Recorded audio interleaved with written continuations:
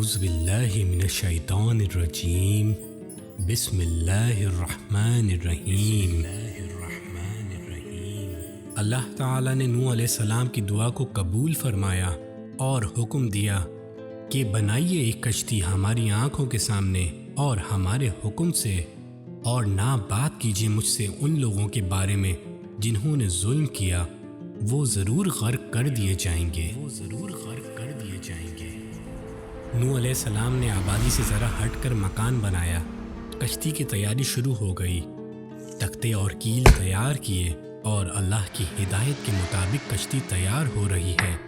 اور دوسری طرف لوگ مذاق اڑا رہے ہیں اور آوازیں کستے ہیں اور استہزاء کا طوفان برپا کرتے ہیں، کہتے ہیں اے نوح، پہلے تو تم نبی تھے، آج بڑھئی بن گئے، نبوت کے کاروبار سے دستبردار ہو کر بڑھئی کا پیشہ کیوں اختیار کر لیا؟ کبھی کہتے تمہاری اس کشتی کا کیا فائدہ، یہاں تو پینے کو پانی تک نہیں ملتا، آخر تم نہروں اور دریاؤں سے اتنی دور کشتی بنا کر کرو گے کیا؟ کیا اس کشتی کو بیل کھینچ کے لے کے جائیں گے یا ہوائیں اڑا کر لے کے جائیں گی؟ لیکن آپ علیہ السلام نے ان خرافات کی طرف توجہ نہ دی، صرف ان کی استہزاء کے جواب میں آپ اتنا فرمایا کرتے، اگر تم مذاق اڑاتے ہو ہمارا تو ایک دن ہم بھی تمہارا مذاق اڑائیں گے جس طرح تم مذاق اڑاتے ہو، سو تم جان لو کہ کس پر عذاب آتا ہے،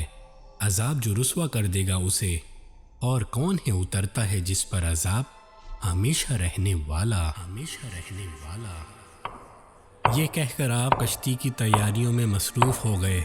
تختوں کو ایک دوسرے سے جوڑا، میخیں اور کیل لگائے، اور اس طرح ایک مضبوط کشتی تیار ہو گئی۔ اب آپ علیہ السلام کو اللہ تعالیٰ کے فیصلے کا انتظار تھا۔ اچانک حکم ہوا، جب ہمارا حکم آ جائے اور عذاب کے آثار ظاہر ہونے لگیں تو خود بھی کشتی میں سوار ہو جانا اور اپنے ماننے والوں اور گھر والوں کو بھی سوار کر لینا، اور ہر چیز کے دو دو جوڑے نر اور مادہ اپنے ساتھ سوار کر لینا، یہاں تک کہ امر الہی پہنچ جائے۔